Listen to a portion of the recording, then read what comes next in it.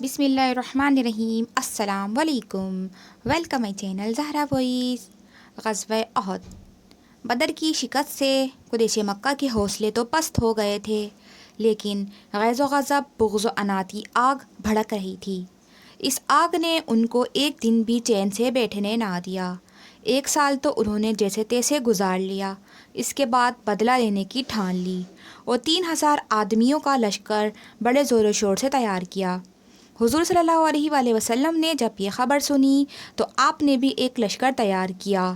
مسلمان بظاہر بے سر و سامان تھے، لیکن ارادوں کے سچے، ایمان کے پکے، اللہ اور رسول پر جان دینے والے. وہ بھلا کفار کو کیا خاطر میں لاتے؟ وہ دشمنوں کی کثرت سے ذرا بھی نہ گھبرائے. گھبرانا کیسا، بلکہ ذوق و شوق میں سینہ تان کر نکل آئے. ہر ایک یہ چاہتا تھا کہ اللہ کے رسول پر سب سے پہلے میں نثار ہو جاؤں. قریش نے مدینہ طیبہ پہنچ کر احد پہاڑ کے پاس بڑی شان سے اپنا پڑاؤ ڈالا. حضور صلی اللہ علیہ وآلہ وسلم شوال 3 ہجری میں جمعے کی نماز پڑھ کر 1,000 مسلمانوں کو لے کر احد پہاڑ کی طرف روانہ ہوئے. عین وقت پر منافقوں نے دھوکہ دیا اور اپنے 300 آدمیوں کو لے کر نکل گئے. اب صرف 700 مسلمان رہ گئے. مسلمانوں نے احد پہاڑ کے دامن میں اس طرح اپنی فوجیں اتاریں اور صفیں مرتب کیں کہ مسلمانوں کی پشت پر پہاڑ تھا. اس پہاڑ کے دامن میں ایک چھوٹی سی پہاڑی اور تھی. ڈر تھا کہ دشمن اسی طرف سے آ کر پیچھے سے حملہ نہ کر بیٹھے. اس لیے حضور صلی اللہ علیہ وآلہ وسلم نے 50 تیر انداز اس پہاڑی پر مقرر فرما دیے اور ان کو حکم دیا کہ ہم کو فتح ہو یا شکست، تم اپنی جگہ سے نہ ہلنا. دفعتاً کفار کی عورتیں بدر کے مقتولوں کا مرثیہ درد بھرے الفاظ میں پڑھتی ہوئی نکلیں.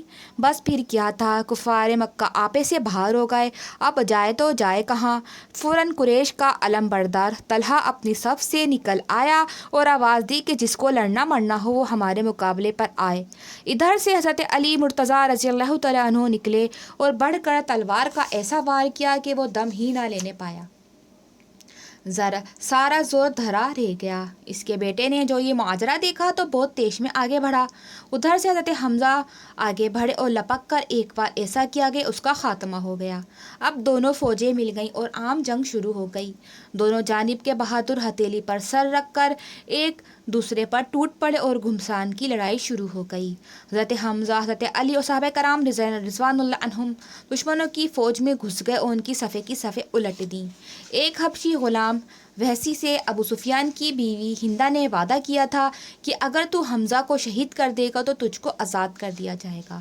بس وہ آزادی کے شوق میں حضرت حمزہ کی طاق میں لگا رہا اور موقع پا کر حضرت حمزہ رضی اللہ تعالیٰ عنہ کو شہید کر دیا. دونوں فوجوں میں دیر تک زبردست مارکا رہا. دونوں طرف کے بہادر جان پر کھیل کر لڑ رہے تھے. ادھر شوق شہادت اور اللہ کا کلمہ بلند کی فکر تو ادھر اسلام کے مٹانے کی تمنا. دونوں طرف کے بہادر اپنے مقصد کے پورا کرنے میں ایڑی چوٹی کا زور لگا رہے تھے. سر کا پسینہ پاؤں کو آ رہا تھا. آخر کار صحابہ کرام رضوان اللہ عنہم کے زبردست حملوں سے کفار کے پاؤں اکھڑ گئے اور وہ پاؤں سر پر رکھ کر بھاگ نکلے. اب مسلمان مال غنیمت جمع کرنے میں مشغول ہو گئے. اب مسلمانوں کا وہ دستہ جس کو آپ نے پہاڑی کی حفاظت کے لیے مقرر کیا تھا، گھاٹی کی نگرانی اس خیال سے چھوڑ کر کہ اب تو فتح ہو گئی ہے، ہٹنے میں کوئی حرج نہیں، پہاڑی سے اتر آیا. ان کے سردار عبداللہ بن جبیر رضی اللہ تعالیٰ عنہ نے بہت روکا اور حضور صلی اللہ علیہ وسلم کا حکم بھی یاد دلایا، مگر وہ نہ رکے. خالد بن ولید جو ابھی تک مسلمان نہیں ہوئے تھے اسی طاق میں لگے تھے. جیسے ہی پہاڑی خالی ہوئی فوراً ایک دستہ کے ساتھ پہاڑی کی پشت سے آ کر بے خبری میں مسلمانوں پر حملہ کر دیا.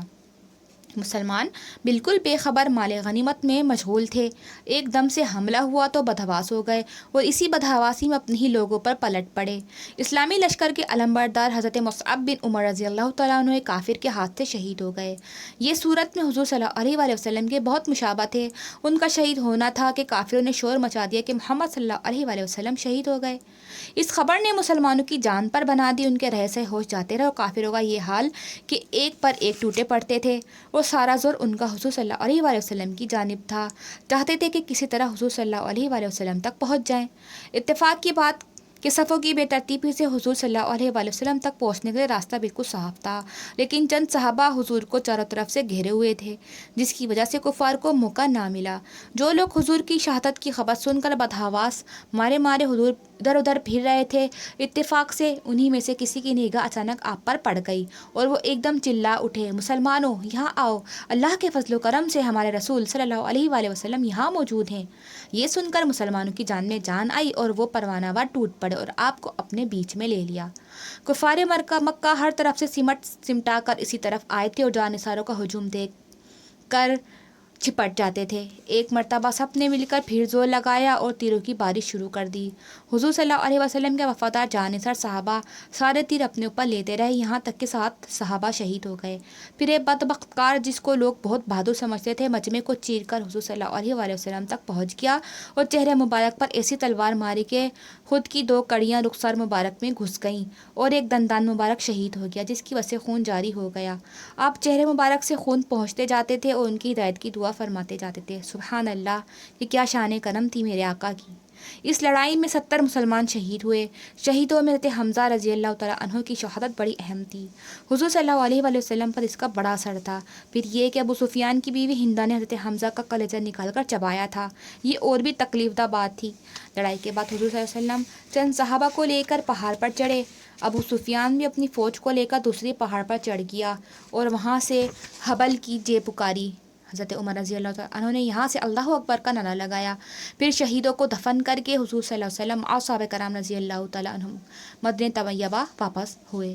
اسی سال شعبان میں حضرت حفصہ رضی اللہ تعالیٰ عنہ اور رمضان مبارک میں حضرت زینب رضی اللہ تعالیٰ عنہ حضور صلی اللہ علیہ وسلم کے نکاح میں آئیں اور اسی سال شراب حرام ہوئی۔ شکریہ۔